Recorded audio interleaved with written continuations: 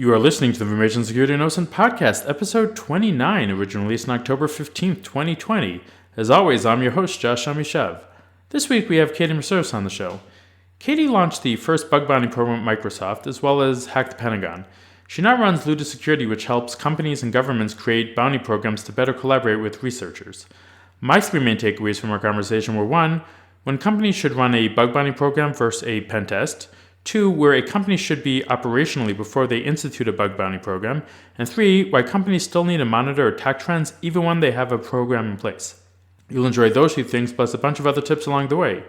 Direct support for this podcast comes from BreachSense, the data breach monitoring platform. I'm curious, how many listeners of the show are confident that your personal credentials are not floating around the underground right now? More importantly, how many are confident that your employees, your customers, your spouses, or your children's credentials aren't floating around the underground either? At BreachSense, we use human intelligence to capture stolen credentials before they get leaked to public forums and pay sites.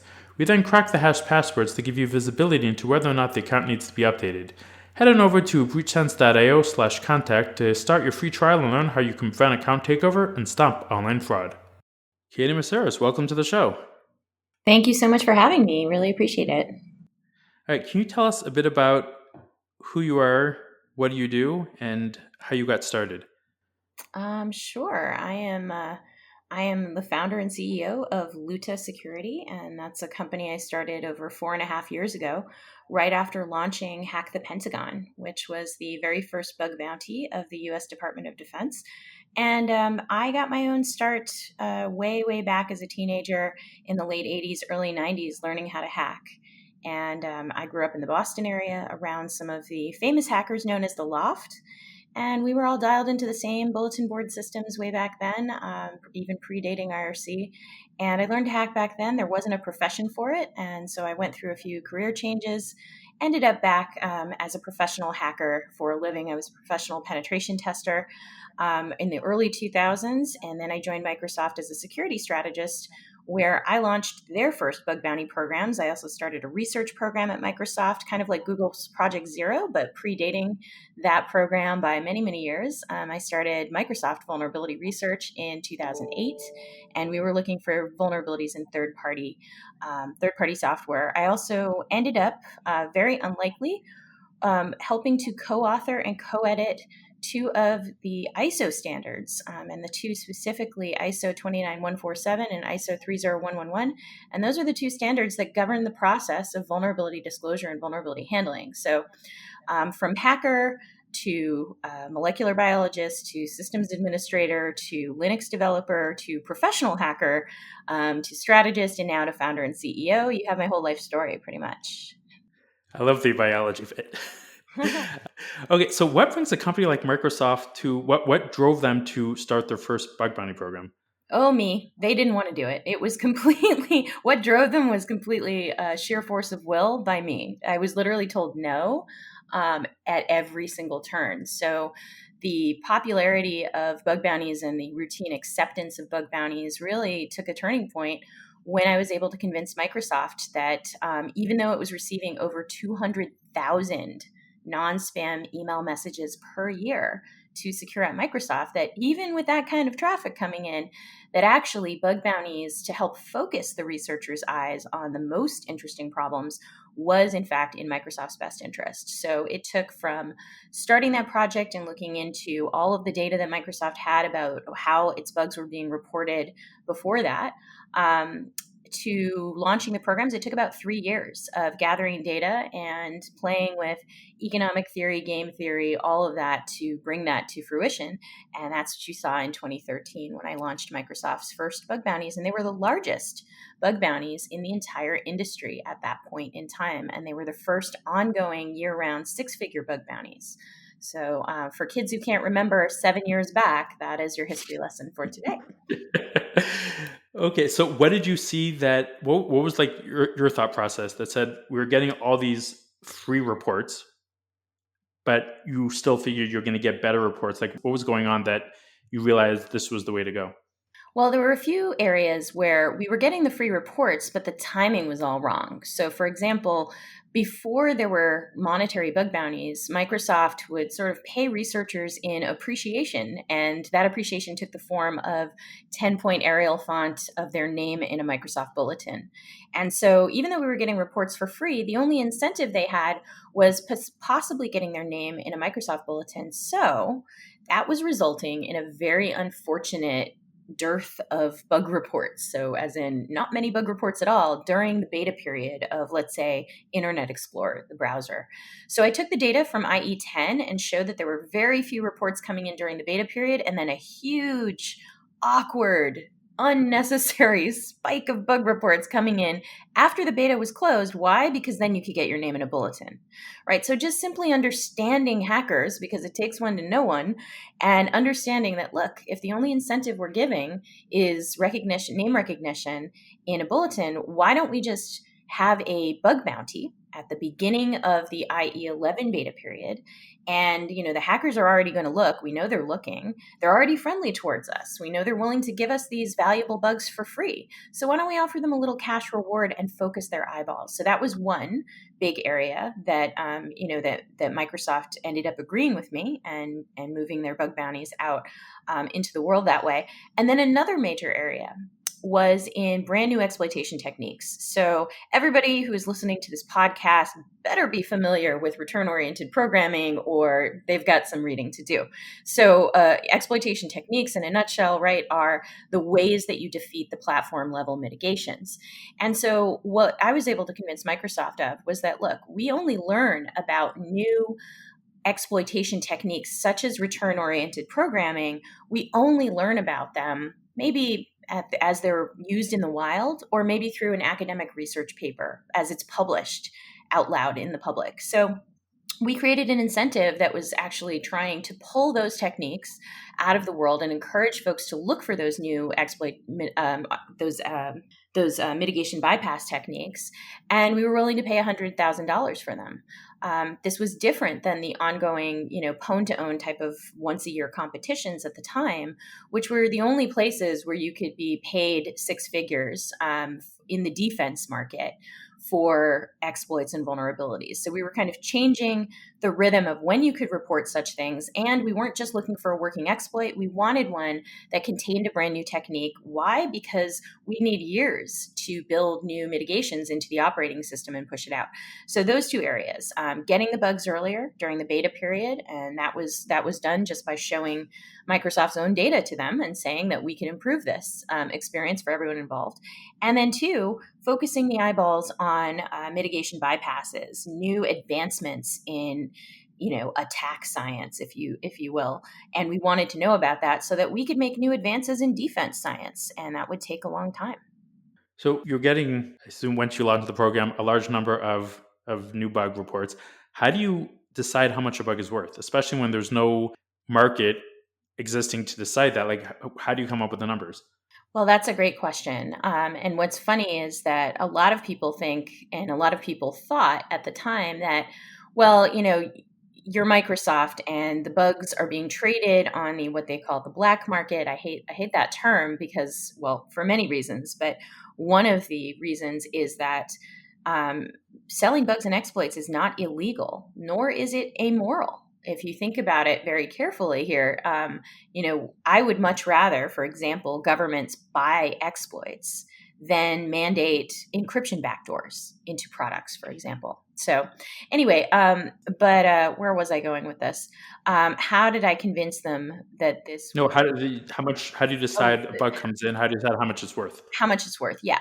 So there's this concept called perverse incentives, and I've heard it misused a lot since I started using it many years ago. But really, when we talk about bug bounties, you don't want the incentives to go so high in the defense market, what some people call the white market, but it's the defense market. You don't want those bounties to go so high that you then no longer have a pool of job applicant candidates, because ideally you have invested in your products such that you've secured them to the best of your ability before you put them out for a bug bounty.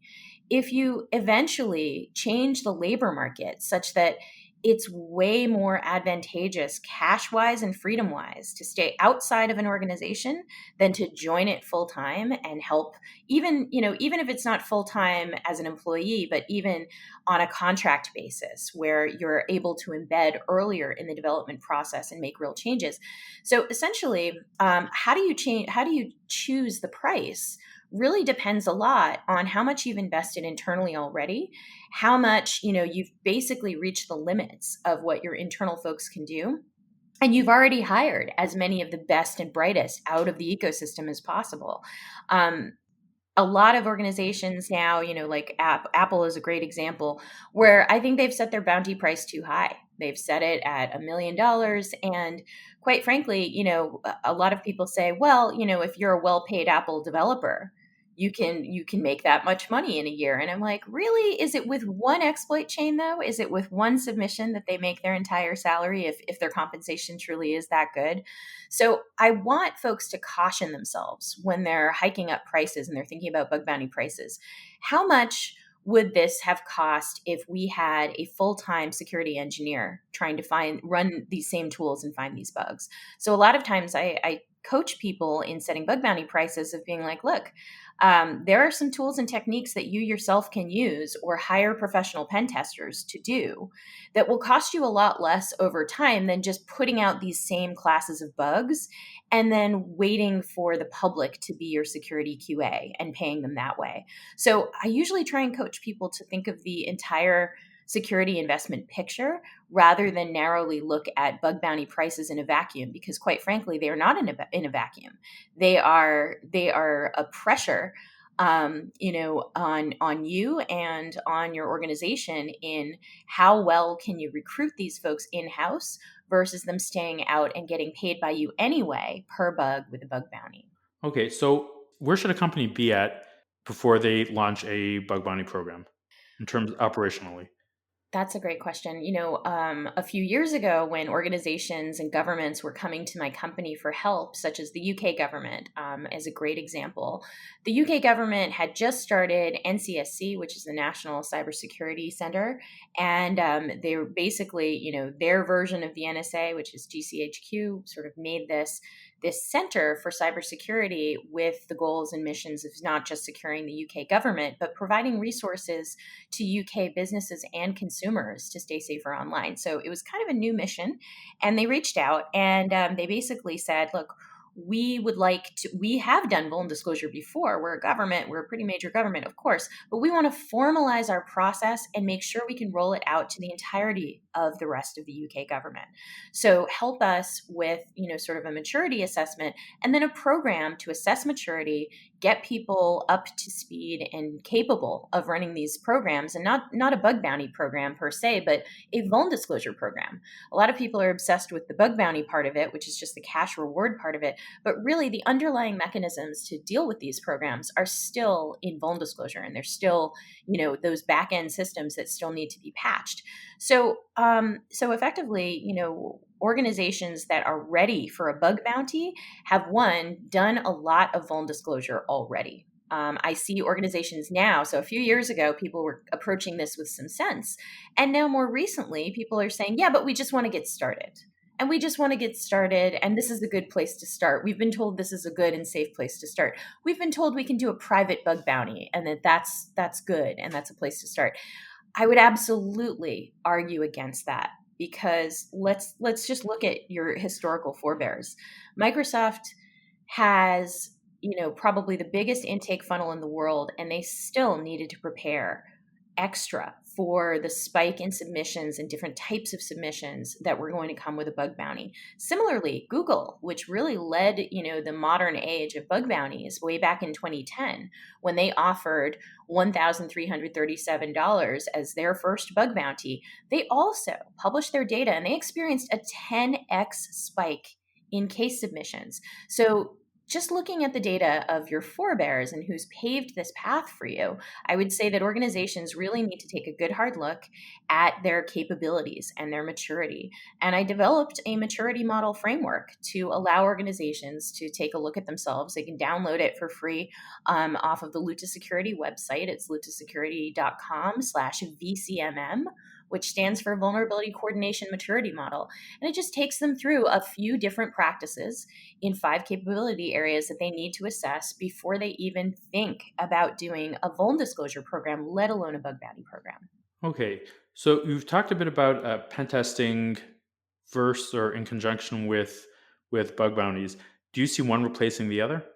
Absolutely not. They have different uses. So I look at bug bounties and pen tests as tools in the toolbox. And, I used to work for the famous application security company called At Stake. It was the company that pioneered a lot of application security methods and techniques. And we would give away our web proxy tool, which is kind of like Burp Suite, that's widely in use today. But we'd give it away to our customers. And we'd also say something very important to them. We, in fact, had a full page ad that said, you will never be 100% secure. So back from when we were having this conversation and it was about penetration testing, 15, 20 years ago, the same questions were asked. It's, will this replace X that we're doing right now? And the answer is always no, this is additive. So what do pen tests get you versus what do bug bounties get you? Penetration tests are the kinds of testing where, one, you've got a vetted group of professionals who have skills. You trust their employer to have vetted their skills and their trustworthiness, that they will have the skills to properly attack your systems as an attacker would, and 2, that they have the professional integrity to, let's say, wipe all of the data that they may have acquired as part of the professional penetration test. They also have the professional obligation to never tell anyone about your bugs, even if you never ever fix them. This is very different than what a bug bounty is designed to do. A bug bounty, again, is a payment, a thank you payment in exchange for vulnerability disclosure. Well, you can't have a fully functional vulnerability disclosure process that lacks disclosure to affected parties. So that's something that I think that a lot of people trying to market bug bounties as a cheaper replacement for penetration tests, they miss a lot of these things. One, those bug bounty hunters, they're under no real obligation, to actually wipe your data if they encounter it. They're not really employees of the bug bounty platforms. The bug bounty platforms have made that very clear in the style of Uber and Lyft, that they are exploiting that labor market and not, offering them any kind of basic labor protections, including, protections against lawsuits or anything like that if they overstep, if the bug bounty hunters overstep and manage to hit some data that they weren't supposed to see. So again, it doesn't provide organizations with the same level of professionalism or coverage. But on the other hand, bug bounties can be useful in that no single penetration testing company or group of companies is going to be able to employ every single creative hacker in the world. So obviously, being exposed to a larger group might be nice in terms of a bug bounty, but you do have to take a look at the differences in coverage, in professionalism, in the guarantee that any data that was uncovered will stay private. And then that expectation also with bug bounties is that you should fix them. And you should actually fix them ideally in the same cadence and rhythm that you would fix a non-rewarded regular vuln disclosure submission to your programs. As in, ideally as soon as possible, but certainly no longer than 90 days. And no pen test company is going to put ultimatums, with their customers saying, okay, we've given you your quarterly pen test report, now fix everything or we're going to drop 0 day on you at the end, of 90 days. Okay, how can a company who's going through who has a bug bounty, how can they differentiate between attackers and bounty hunters? Usually it's the report. The attacker generally does not pull a Dr. Evil or Bond villain and write up their report and send it to you. So if you're asking in terms of network traffic and from a traffic analysis perspective and, an emergency and incident response perspective, there's very little they can do unless the bug bounty hunter has done something like change their headers and whatnot and put some big flags in their usernames that they're a bug bounty hunter, etc. But generally speaking, there's no way to differentiate, which is why it's important for regulators and legislators to understand that attack and defense are two sides of the same coin, and in fact, they use the same currency. and that's exploitation to do their job. So you can't really differentiate unless, like I said, headers were changed or usernames were tagged with bug bounty hunter in it somehow. Then again, attackers can just add that as well. Of course, What kind of yeah? that's what I would What do. kind of large scale problems do you see with companies that are running bug bounty programs today? It's actually, we saw this with Zoom. They were running two different bug bounty programs privately using the major bug bounty platforms, both the major platforms. And because of coronavirus and the lockdown and their surge in popularity, they got an acute surge in bug submission cases. And so we were already working with them to improve their back end processes, but it kicked into overdrive basically so that we could help them flatten the curve of their bug cases. I mean, it really was. It really was like that. So I think large organizations need to understand that whatever volume or traffic they see today might be changed overnight by circumstances that are beyond their control, such as wild success. In the case of Zoom, this was COVID-driven wild success. There are other scenarios where organizations can experience a spike that they weren't prepared for. And that's things like mergers and acquisitions. I remember being back at Microsoft when it was announced that we were acquiring Skype, even though the merger was not going to be finalized for a year and we were not going to be processing their vulnerabilities through the MSRC, the Microsoft Security Response Center. We immediately saw a spike in inquiries. And since their code base had not been through the same security development lifecycle, it had a lot more low-hanging fruit than what Microsoft's, sort of originated products at that moment in time had, right? So Microsoft at that moment had, a pretty decent grasp on what its case volume was going to look like. And then all of a sudden, with this major merger and acquisition, we got a big spike. So that can happen. And some other organizations too. Look out for tool development. When I mention, advancements in security attack science, a lot of things became much more interesting with the advent of fuzzers and fuzzing technology. So as soon as somebody develops, a fuzzer that can hit your application just right, prepare for a spike. And then we also have things where there are trends in vulnerability exploitation, things that get popular all of a sudden. So I'm an old hacker, so I can think back to trends like format string vulnerabilities. They were hiding in plain sight in Unix code everywhere.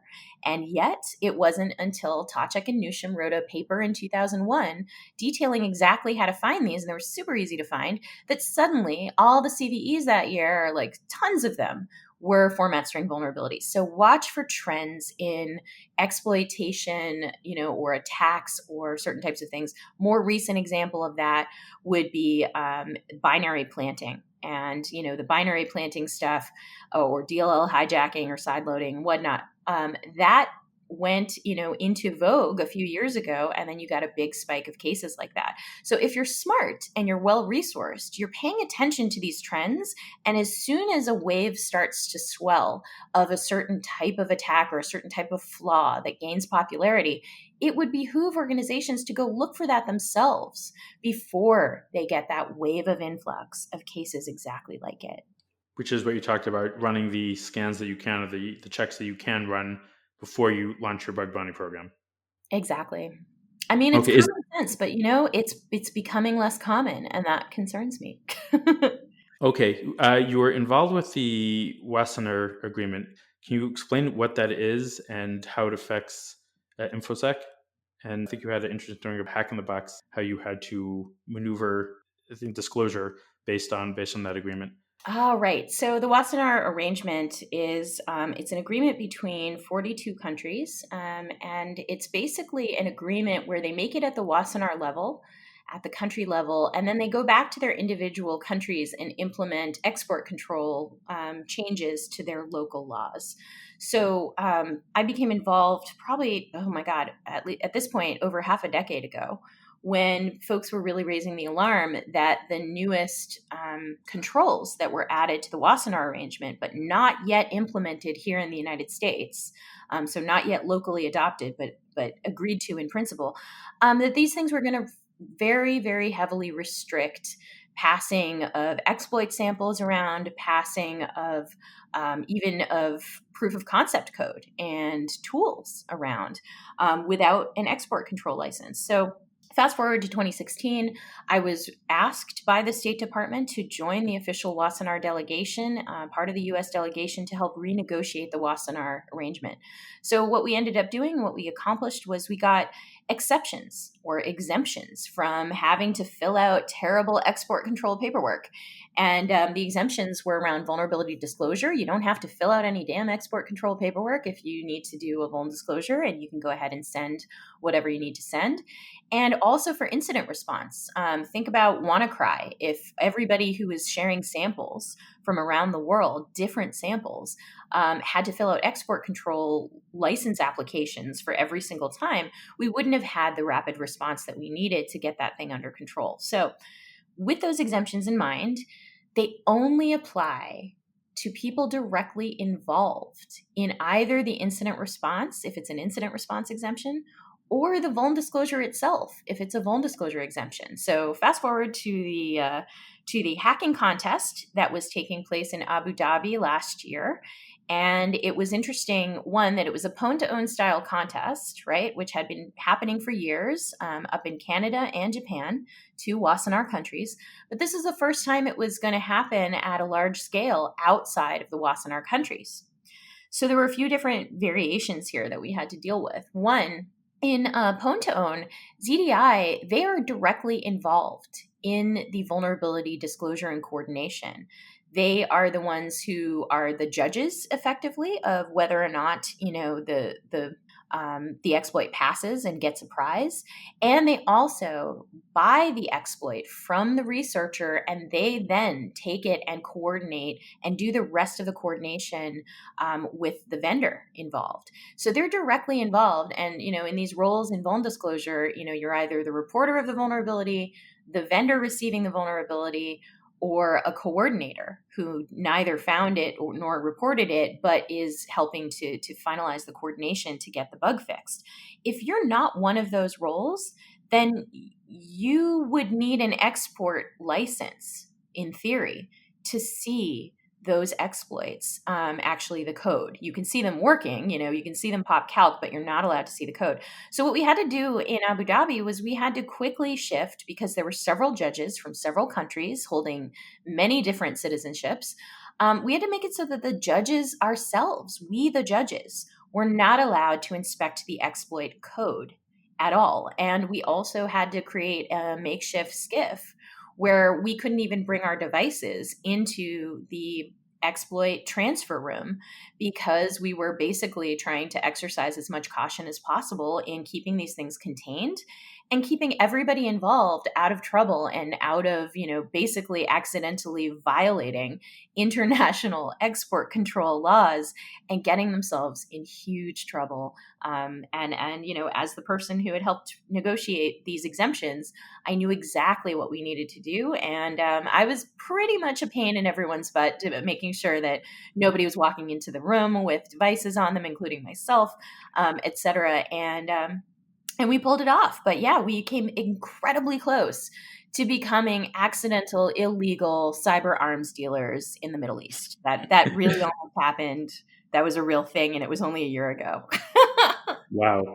All right. To wind down, a couple more questions. What would you say is your secret power in AppSec? Secret power. Okay, so I have many secret powers. I don't know if it's a secret, but I think the power part of it is a secret. So everybody knows I love karaoke, and I've been very sad about no karaoke. But what people don't understand is that karaoke, if done right, and I do it by hacker rules, like no cameras, no video, nobody takes any pictures of anybody else, this is a sacred place, right? I've actually done a lot of business deals in the karaoke room. I'm going to tell you that I probably closed the Pentagon in the karaoke room. And this is a secret power. And I think it's because when people feel really safe and they're sort of sharing a bit of vulnerability with, that, I don't know, whatever, that Adele song that they really are going for, it makes people a little bit more, I don't know, connected as human beings and able to see past whatever bureaucratic, hurdles it might be in the way. Some people do business on the golf course, and I think it's similar because there's a lot of drinking on the golf course, probably singing. I don't know, but I do recall that drink cart in the golf course making the game a lot more fun. It's a similar idea. And it's surveillance resistant in terms of an environment. It is really hard to pick out the particulars of a business deal over "Don't Stop Believin'," going on in the background. That's really fascinating. Okay, and the last question, do you have a contrarian view in AppSec that you can share with us? Yeah, most of you all are not ready for bug bounties, let alone vuln disclosure programs, and you all need to stop. That's the contrarian view. It's like, wow, it's gotten more momentum and a dream come true for a hacker who's been trying to make sure that me and my friends stay out of jail and get paid. But the contrarian view is really that all of these organizations are now rushing to bug bounty or VDP as a goal. That is not a goal. These are tools towards your real goals, which should be security. So I think that people need to get off the bug bounty and VDP train, even though literally my business depends on it. I really do think they need to take a step back and take a look at what they're doing instead and how they can stop having the same bugs that I, as a professional pen tester, could find, 13, 14 years ago when I retired to all the way to now. We should be eradicating classes of bugs as an industry, not recycling different forms of testing after the fact. And that's really what bug bounties and VDPs are.